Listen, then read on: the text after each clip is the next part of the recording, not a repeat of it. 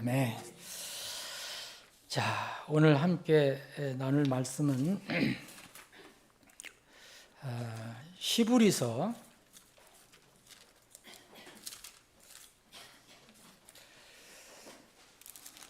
6장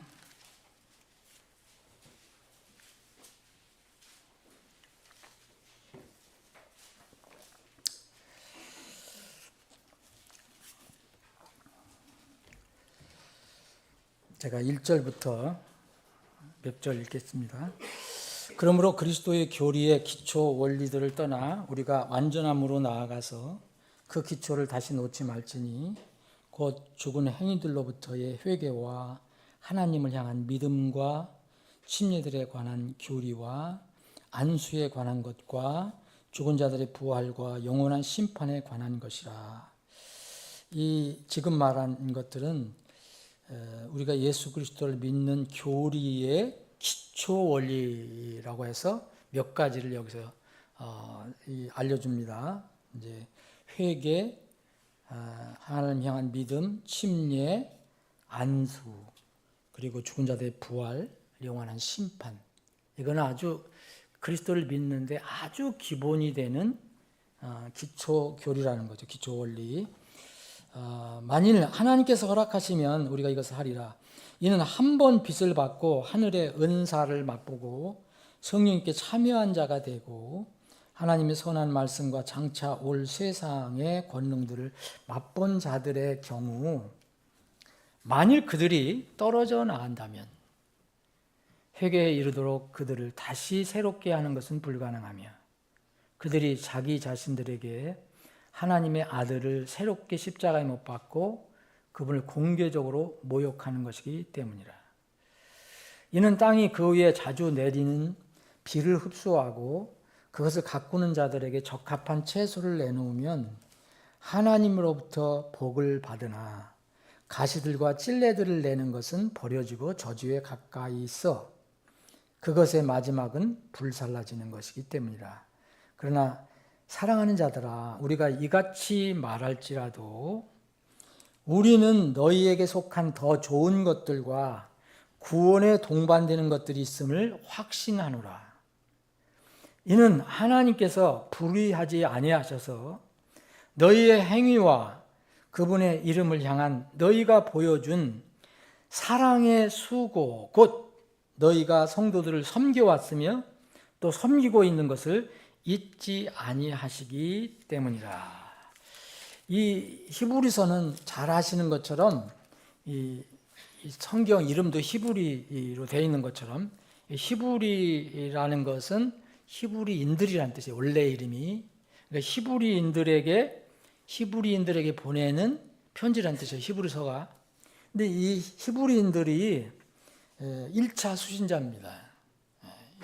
그러니까 유대인들이 아브라함의 자손들, 이게 육적인 자손들이 1차 이게 수신자입니다. 그러나 우리도 믿음으로 아브라함의 자손이 됐기 때문에 우리도 여기서 적용할 수 있습니다. 그래서 히브리인들에게 필요한 1차 필요한 것들을 여기서 말씀하고 있어요. 히브리인들은 이제 이 복음을 듣고 믿음으로 그것을 복음을 받아들였다고 했는데 어떤 사람들이 이 배도를 한 사람이 나타난 거예요. 이 히브리서가 쓰여졌을 때 이걸 6절에 하면 떨어져 나갔다 그래요. 떨어져 나갔다. 이거를 이제 다른 말로는 fall away 그래서 배도한다 그래요. 배도 그렇게 표현도 합니다. 다시는 이런 사람들은 이제 믿지 못할 것이다 라고 얘기합니다. 이 은혜는 어떤 죄를 졌어도 다시 주님께 돌아올 수 있어요. 근데 유대인들 중에 일부 어떤 사람들이 복음을 받고 고백까지 했는데 은사를 맛보고 성령께 참여한 자가 됐다고 하고 장차 올 세상의 권능들을 맛봤다고 했는데 그거에서 떨어져 나갔다. 배도를 했다. 이 기초 교리에서도 완전히 배도를 했다. 그러면 그들을 다시 새롭게 할 수 있는 방법이 없다. 왜냐하면 그들이 구원받은 것은 바로 기초적인 그리스도 때문에, 그리스도의 피 흘리심, 십자가에 매달리시고 달리시고 피 흘리셔서 죽으심, 이런 것 때문에 그것을 믿고 구원을 받았는데, 다시 그거를 번복하고 또 다른 곳으로 갔다면 그 하나님의 아들을 다시 십자가에 못 박아야 하는 일이기 때문에, 그건 공개적으로 모욕하는 거기 때문에 그거는 이제 그들이 다시 새롭게 하는 것이 불가능할 것이다. 그래서 이제 여기 7절, 8절에는 이제 좋은 땅은 이런 열매를 내는데, 이제 그렇지 않은 것은 가시들과 찔레들을 낸다. 그럼 결국은 이제 하나님의 저주에 이르게 된다라고 이야기하고 있습니다. 그래서 이거는 1차 유대인들, 히브리인들에게 적용했어요. 그러나 히브리인들이 아니더라도 지금 이 시대에도 이런 기초 교리를 알았다고 하면서도 또 이렇게 돌아서는 사람들에게는 과연 예수님을 다시 십자가에 못 박히게 할 수 있겠느냐. 그걸 예수님의 십자가에 못 박힌 것을 부정하고 모욕했다면 그거는 불가능하다라고 얘기한 겁니다. 자, 그런데 이제 9절, 10절에는 이렇게 이야기하고 있어요. 9절, 10절에는 이제 구원에 동반되는 것들이 있다. 구원에 동반되는 것들. 여기까지 이 8절까지는 부정적으로 얘기했죠. 7절 외에는. 그런데 9절은 그렇지만 사랑하는 자들아 이렇게 얘기하면서 이제 우리가 이렇게 말할지라도 우리는 너희에게 속한 더 좋은 것들이 있다. 구원에 동반되는 것들이 있음을 확신한다라고 얘기합니다. 그래서 구원에 동반되는 것들을 잠깐 이렇게 살펴보기를 원합니다. 예수 그리스도를 믿고 영접하면 크리스천이 되는 거죠. 기독교인이 되는 거예요. 그죠? 그리스도인이라고 합니다.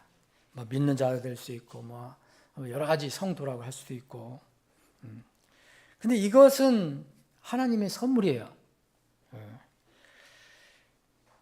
그런데 이 하나님의 은혜의 선물을 받은 사람들이 모두 자동적으로 이렇게 말씀에 순종하는, 정말 주님이 기뻐하시는 그 신자가 되는 것은 아닙니다. 자동적으로 되는 건 아니에요. 자, 은혜로 선물을 받는 거예요. 구원받는 거. 이거 분명히 은혜예요. 그런데 그 다음에 그 사람이 이렇게 변화되는 거는 또 다른 문제예요. 여기 있죠? 여기에 먼저 민족들을 가르치라는 것은 복음을 얘기하는 거예요. 그리고 침례를 얘기하죠. 그리고는 이제 주님께서 명령한 모든 것들을 이제 가르쳐 지키게 하라고 그랬잖아요. 그 다음에 뭐라고 되어 있냐면, 그리하면 이렇게 되어 있어요. 보라, 내가 세상의 끝까지 항상 너희와 함께 있느니라라고 현재형으로 쓰고 있어요. 이 의미가 굉장히 깊은 겁니다. 우리가 그냥 단순하게 이제 선교할 때 인용하는 그런 말이지만, 자, 거기에 이제 가르칠 때 복음을 받는 사람이 있어요. 그러면 침례 순종하는 거, 그 다음에 또 다른 것들을 가르쳐요. 여기서 이제 기본적인 기초 원리를 얘기했는데, 이것뿐만 아니라 여러 가지 성경 말씀을 가르치잖아요. 성경이 왜 이렇게 두껍다고 생각하십니까, 여러분? 어떤 때는 저도 왜 성경이 왜 이렇게 두꺼울까? 왜 두꺼울까? 복음이 얼마나 간단한데. 그런데 제 입장에서는 감사하더라고요. 왜냐하면 이 정말 단행본으로 한 몇 페이지만 되면은, 여러분 뭐를 제가 만날 설교할 수 있겠어요? 그 말인데. 근데 이 얘기 저 얘기 엄청나게 들어있잖아요.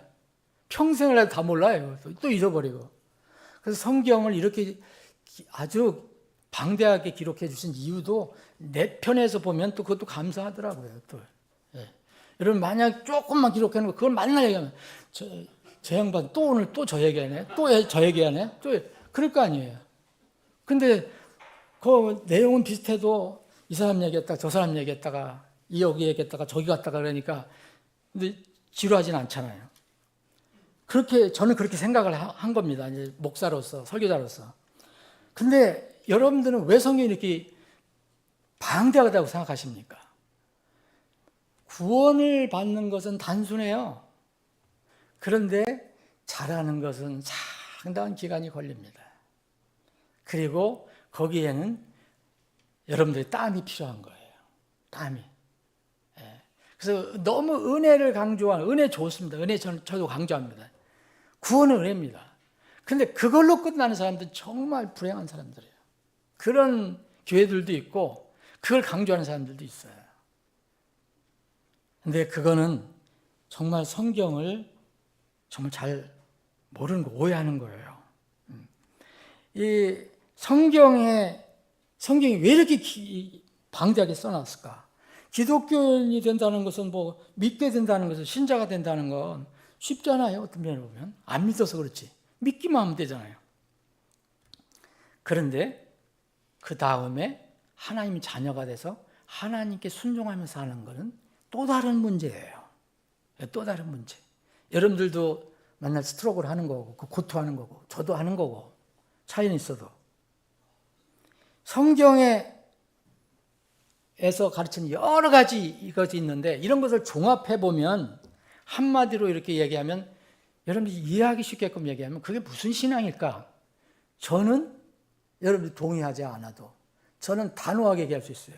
그게 뭐냐? 침례신앙이다. 그게 침례신앙이라는 거예요. 그게 저는 교파를 얘기하는 게 아니에요. 무슨 교회 다닌다, 무슨 교회 다닌다, 교파를 얘기하는 게 아니라 침례신앙이라는 거예요. 침례신앙이라는 게 뭐예요? 지난주에 우리가 살펴봤죠. 갈라디아서 2장 20절에 바로 누가 사는 겁니까? 내가 지금 육체적으로 살고 있어요. 분명히. 근데 내가 산다 그랬어요? 거기서 내 육체로는 사는데 내가 사는 것이 아니요. 내 안에 그리스도께서 사신다 그랬잖아요. 이게 침례신앙입니다. 이게 침례신앙. 침례라는 건 뭐예요? 물속에 들어갔다. 지난주에 이 침례 받으셔서 고생하셨어요. 우리가 이제 미리 저기를 좀 잘못해갖고 좀 찼어요. 그래서 누구야? 봄이도 미안하고, 봄이 어딨어? 봄 미안하고, 나은이도 미안하고. 근데 주야는 뭐 지금 어디 가 있으니까. 다른 교회 갔으니까.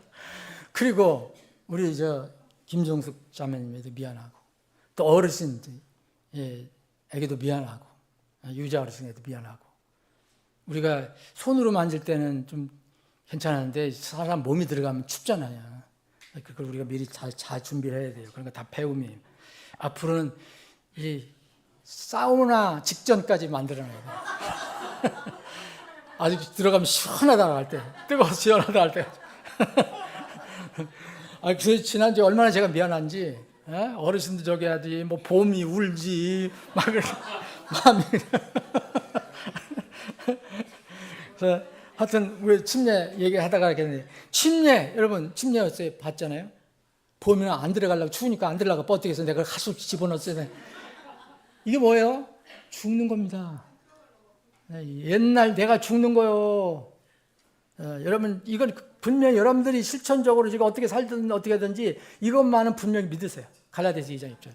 옛나는 죽었어요. 여러분 옛나가 살아있으면 여러분들 구원받은 게 아닙니다. 죽었으니까 구원받은 거예요. 죽고 다시 어떻게 했어요? 물속에 나왔잖아요. 거기서 집어넣는데 안 나오면 큰일 나잖아요. 내가 어디 가야 돼요 그러면. 나왔잖아요. 다시. 나오면 이게 살아난 거잖아요. 근데 내가 산 거지만 뭐 육은 살았지만 내가 산 게 아니고 누가 살았다 그랬어요? 그리스도께서 살았다 그랬잖아요. 이게 침례신앙입니다. 여러분 침례신앙 하면은 무슨 침례 교파 이야기한다. 어떤 사람 나 그렇게 얘기하면 참 속이 상해. 한참 설명해 주는데 들어야지. 그걸 듣지도 않아. 침례신앙에는 내가 예수 그리스도와 함께 죽어서 묻혔다가 다시 살아나는 거예요. 그래서 내가 지금 사는 게 아니고 그리스도께서 사는 거예요. 그래서 여러분들 자꾸 육이 막 용솟음 치고 막 그러면은 야, 나 죽었잖아. 한번 해보세요. 그리스도께서 사셨는데, 갈라디아서 2장 20절하고 로마서 6장 1절에도 10절 이것이 침례신앙이에요. 골로새서 2장 11절 12절 이게 침례신앙이에요. 그리스도와 함께 묻혔다가 죽었다 다시 살아나는 거. 이게 침례신앙입니다. 여러분 이 침례신앙은 자 제가 오늘 제목을 이렇게 정하고 싶어요. 제가 뭐라고 구원에 동반되는 것들이라 했잖아요. 또 다른 이름은 뭐냐면요.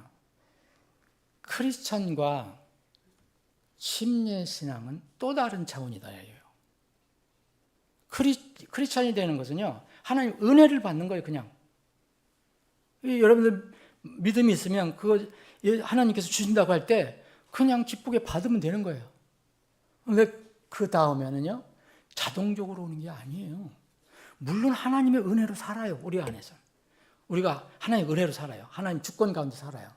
근데 성경은 그렇게 그 주권도 얘기하지만 우리에게 계속 뭐래요? 계속 뭐를 권면해요. 계속 인도해요. 이렇게 하라고 명령해요. 그게 뭡니까? 그 주님을 따르는 거잖아요.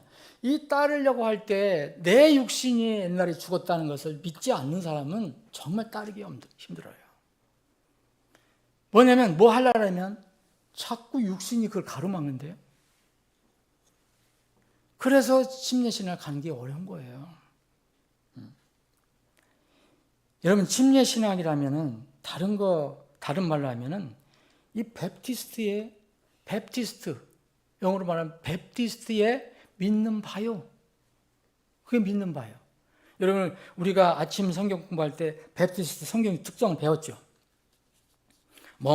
쭉 있잖아요. 뭐 성경의 권위를 최고로 믿는다. 채우다 그게 지역 교회의 독립적 잔치성을 믿는다. 뭐 성도들은 다 제사장식뿐이다. 뭐 구원받은 사람이 침례를 받아야 한다. 그냥 의식적으로 주는 것이 아니다. 개인은 개인적으로 다 신앙의 양심의 자유가 있다. 누가 강요하면 안 된다. 그리고 구원받은 사람이 교회 회원이 되는 거고, 뭐 침례, 만찬, 그리고 집사, 목사 이런 것들 특성. 그리고 교회와 국가가 절대로 분리돼야 된다. 교회가 국가와 연합하면 안 되고, 그 국가에 어떤 도구가 또 돼서도 안 된다. 이런 것들이 성경이 가르쳐주는 교리를 집약한 것들이 베프티스트거든요. 베프티스트 특성. 그거 얘기하면 어떤 단어죠? 그게 무슨 침례의 교파에서만 가르치는 걸 생각하는데, 그게 아니고 성경의 기본적인 교리를 그렇게 얘기하는 거예요. 그 여러분 성경이 아닌 게 있습니까, 여러분? 거기 중에서? 그 중에서 여러분 이 양심의 자유 그리고 교회와 국가의 분리 같은 굉장히 중요한 이 특성이에요. 교회가 국가하고 연합하면 큰 문제가 생긴 거예요. 그게 카톨릭이고 또 종교개혁 했을 때 이 칼빈이 스위스에 세웠던 신정 국가였고 개혁교회였지만 국가하고 하나가 돼갖고 강압적으로 사람들을 이렇게 인도했잖아요. 이런 것들은 정말 비성경적인 겁니다. 여러분 예수님께서 지금 말씀드리지만 전에도 말씀드렸어요. 예수님께서 지금 이 상황보다 더 어렵습니까? 세계 어떤 상황보다? 예수님께서 계셨을 때는 이 당신의 나라 유대는 이스라엘은요 로마의 소국이었어요. 우리가 일본 때 그렇게 소국이었던 것처럼. 그런데 거기서 태어난 예수님께서 로마 정부를 대항해서 독립운동을 하셨나요? 독립운동 한 것을 제가 비판하는 게 아니에요. 예수님은 어떻게 하셨냐 이거예요. 막 만날 이렇게 해갖고서 유대인들 다 모아서 회당이 모아서 뭐 하고 하셨어요?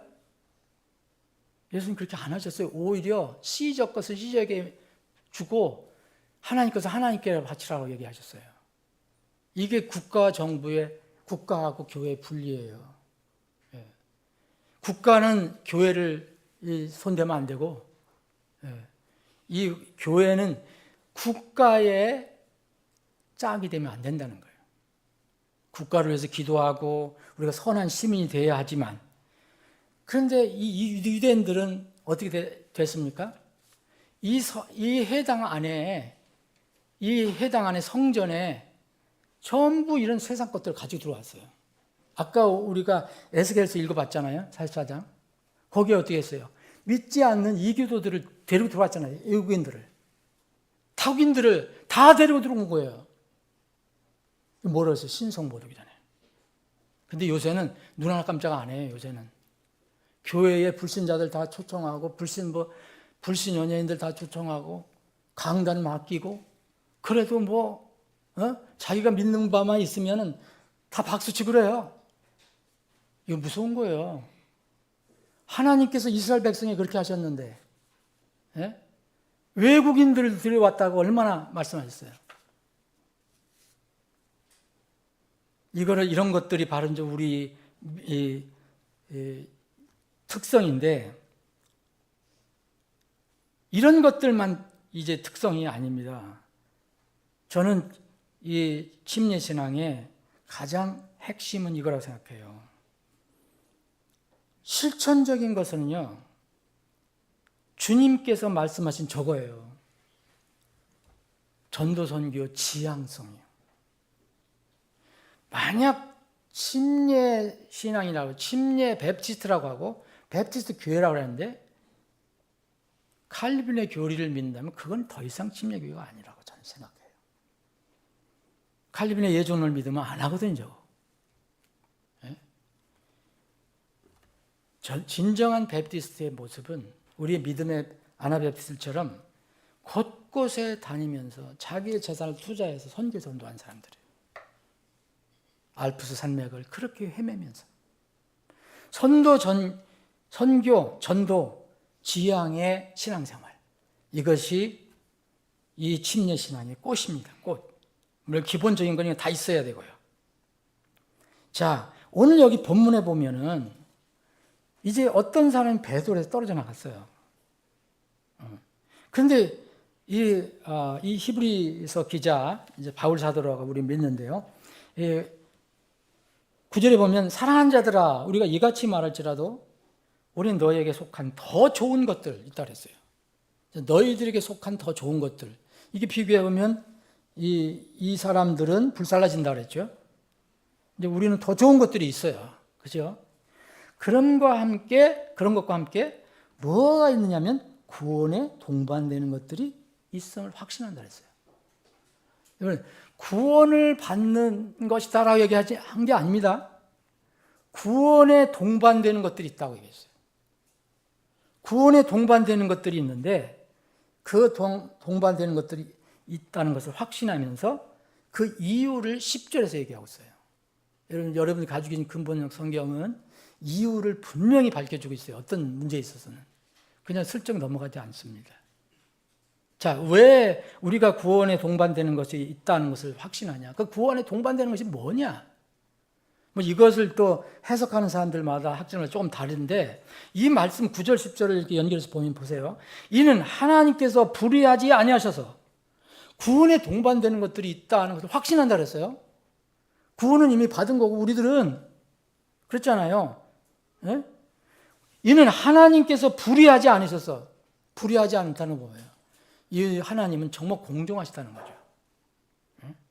이건 주고 뺏는 하나님이 아니고 또 없는 것을 갖다가 또 나중에 또 강탈해 가시는 하나님이 아니잖아요. 그냥 불의하지 아니하셔서 너희의 행위와 그분의 이름을 향한 너희가 보여준 뭐요? 사랑의 수고. 사랑의 수고. 곧 이 사랑의 수고를 여기서 히브리서를 읽는 편지를 받은 사람들에게 설명해 줍니다. 너희가 그럼 그 사랑의 수고, 하나님께서 너희들의 사랑의 수고를 잊지 않는데 너희들의 사랑의 수고가 뭐였냐? 너희가 성도들을 섬겨왔다. 이제까지 쭉 섬겨왔다. 그리고 또 섬기고 있다. 지금 섬기고 있는 것을 잊지 아니하시기 때문입니다. 구원에 동반되는 것이 있다고 얘기했어요. 그런데 그 이유를 얘기합니다. 하나님께서 불의하지 않으시다, 이분은. 그래서 너희 행위와 그분의 이름을 향한 너희의 보여준 사랑의 수고, 이거를 절대 잊지 아니하신다 그래요. 그것이 이유다 이거예요. 그것이 구원에 동반되는 거 있다는 것을 확신할 수 있는 이유예요. 이것을 뭘 얘기합니까, 여러분?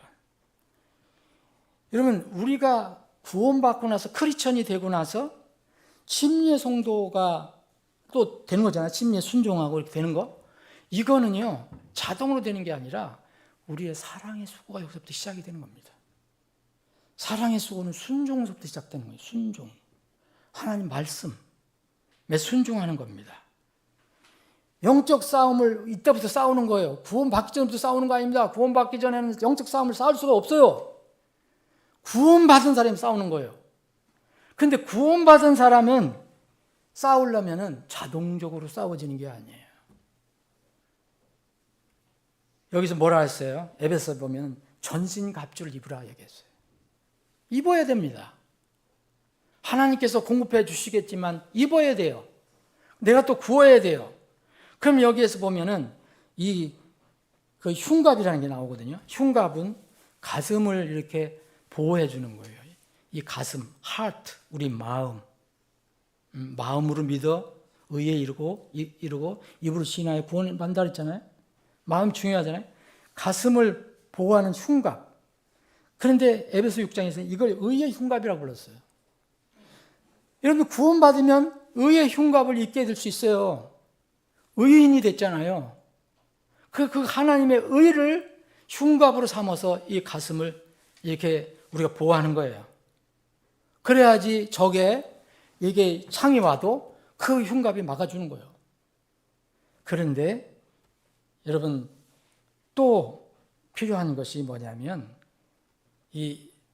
그 데살로니가전서 5장 8절에 보면 사랑의 흉갑이 나와요. 사랑의 흉갑. 아까는 의의 흉갑이었어요. 이건 사랑의 흉갑이요. 제가 한번 여러분들 위해서 읽어드릴게요.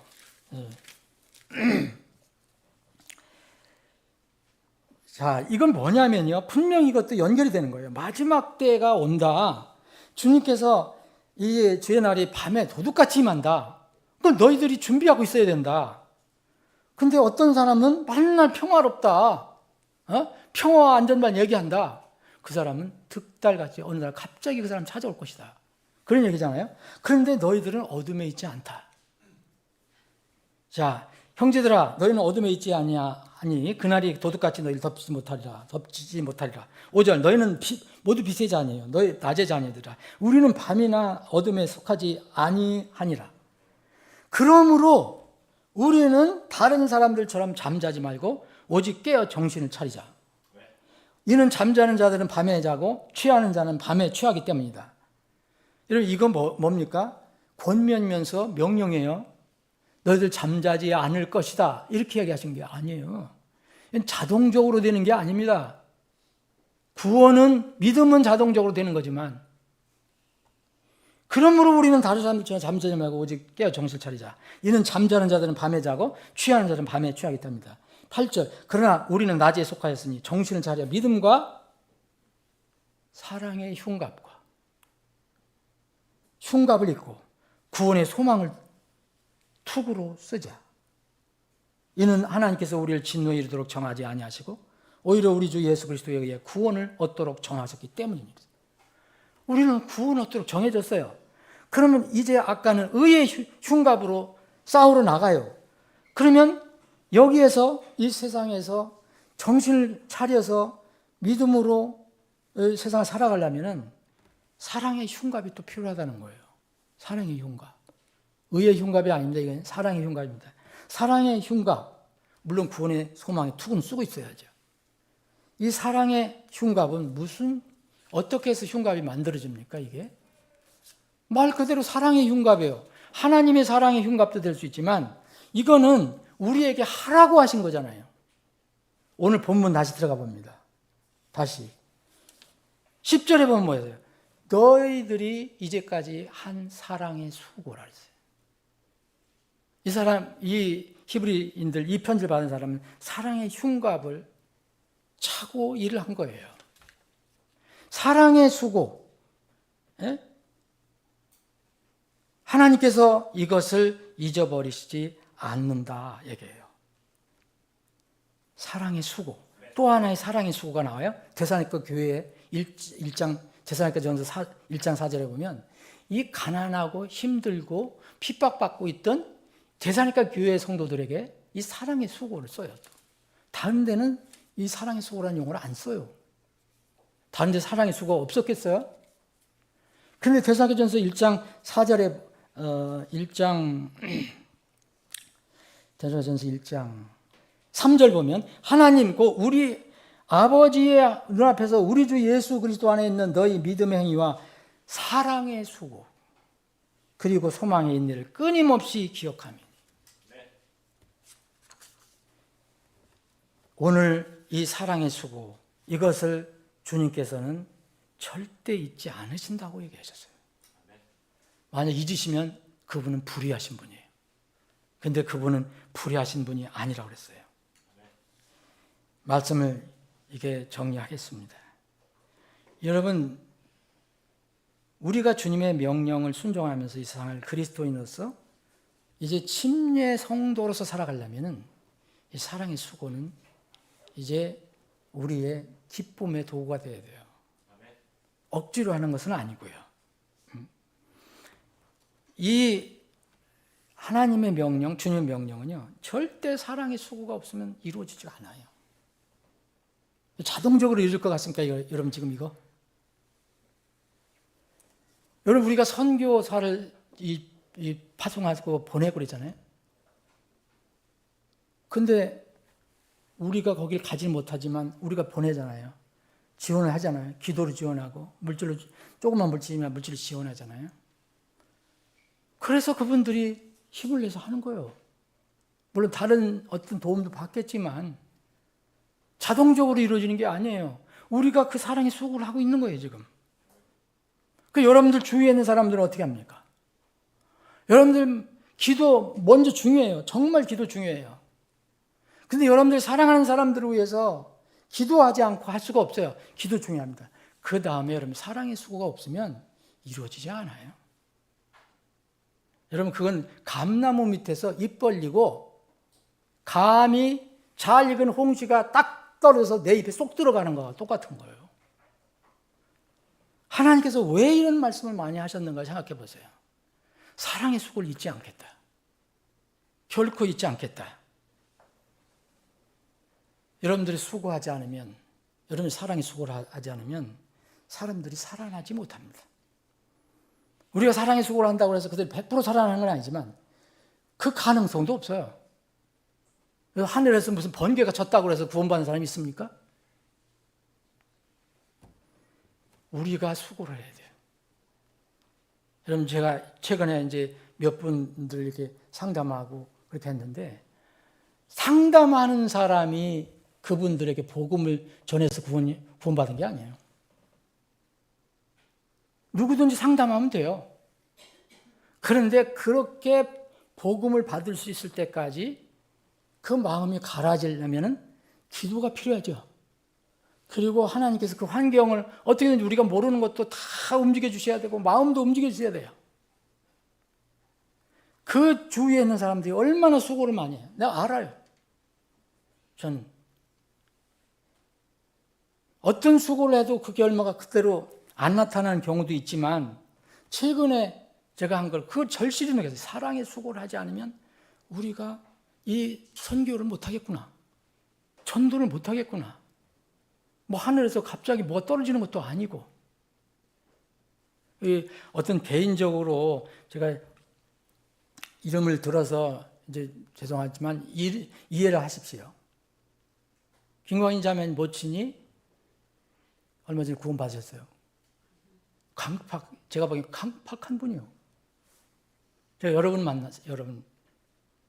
그렇게 강팍한 분이 이번에 마음이 녹아졌어요.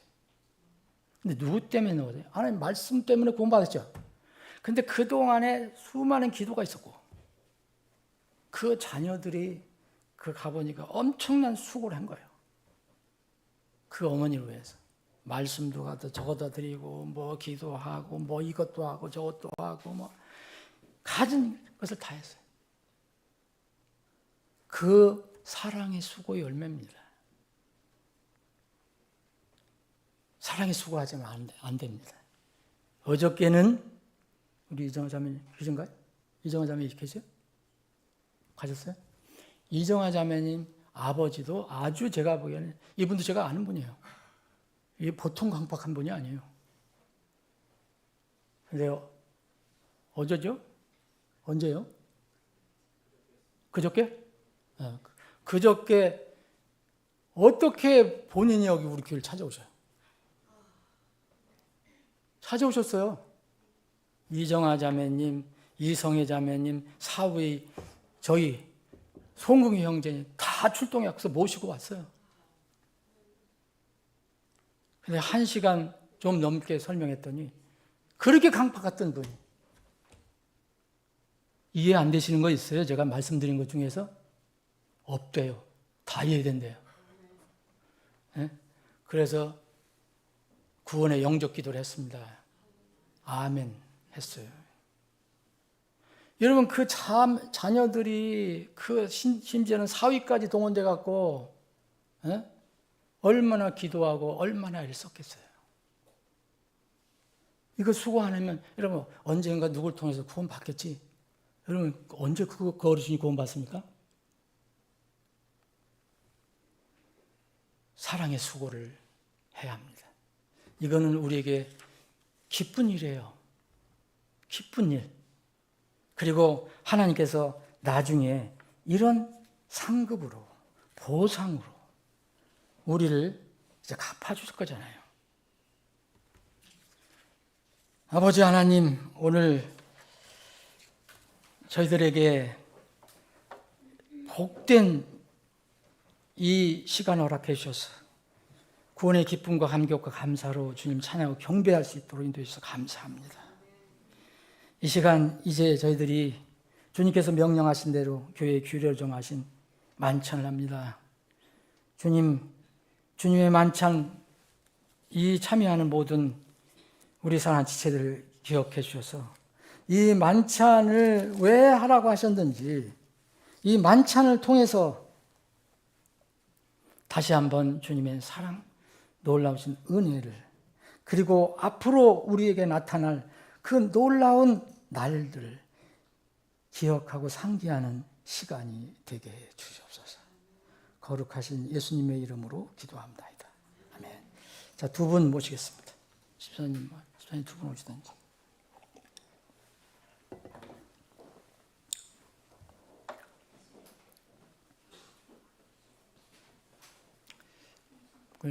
권 집사님 나오세요. 양복 입은 사람 나와요.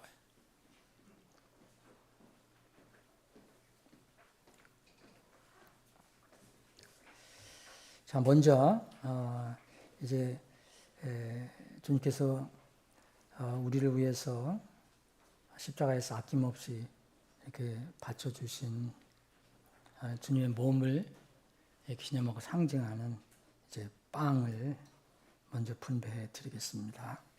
잠깐 기도합니다. 아버지 하나님, 우리가 만찬에 참여할 때에 주님께서 우리 각자에게 필요한 그 교훈을 또 주시고 그날 주님이 오실 때까지 이 일을 하라고 하셨는데 주님의 그 오심을 간절히 기다리면서 오늘 이 만찬을 참여하게 해주시고 이 만찬의 안에서 우리가 큰 기쁨을 누릴 수 있게 해 주시옵소서. 거룩하신 예수님의 이름으로 기도합나이다. 분배해 드리시죠.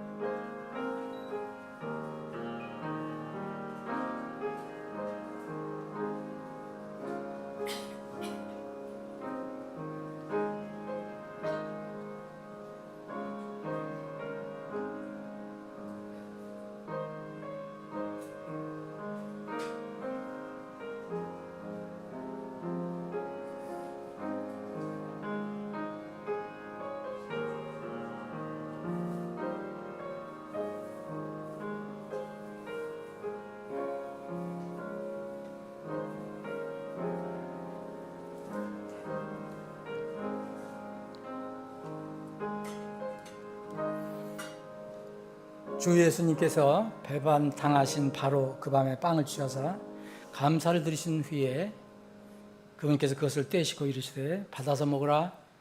이것은 너희를 위하여 찢긴 내 몸이니 나를 기억하여 이것을 행하라. 함께 나누시겠습니다. 다음은 우리를 위해서 아낌없이 쏟아주신 그분의 고귀한 피를 기념하고 상징하는 잔을 분배해드리겠습니다.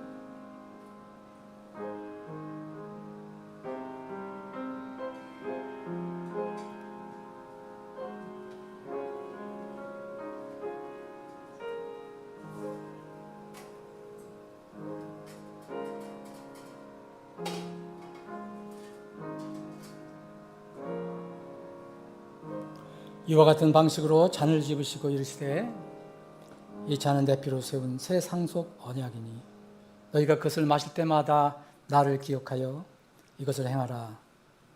이는 너희가 이 빵을 먹고 이 잔을 마실 때마다 너희가 주의 죽으심을 그분께서 오실 때까지 보이기 때문이라. 함께 나누십니다.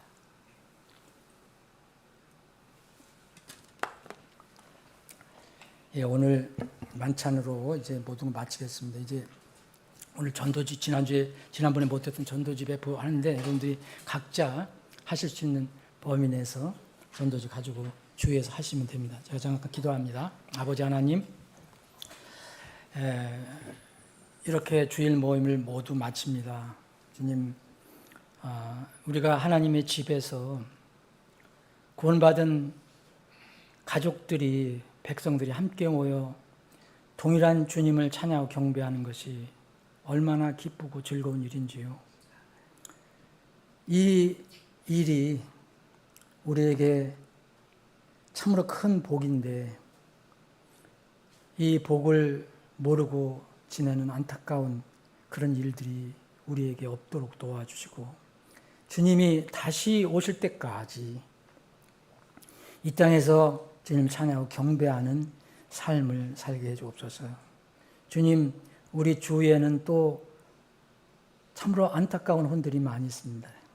우리의 사랑의 수고를 기다리는 혼들이 많습니다. 우리 사랑하는 지체들의 예루살렘과 온 유대에 있는 우선 그 혼들을 긍휼히 여겨주셔서 우리가 기도하며 사랑의 수고로 나아갈 때에 저들이 모두 변화되고 하나님의 말씀을 받고 참으로 놀라운 하늘의 선물을 받는 기쁜 일이 여기저기서 많이 일어나게 해 주옵소서. 우리가 또 헤어지면 세상 속에 가서 살아가야 합니다. 세상에서 어떻게 우리가 영적 싸움을 싸울 수 있습니까? 의의 흉갑을 우리가 두르고 또 사랑의 흉갑을 또 만들어서 차고 세상에서 사랑의 수고의 열매를 맺기를 원합니다.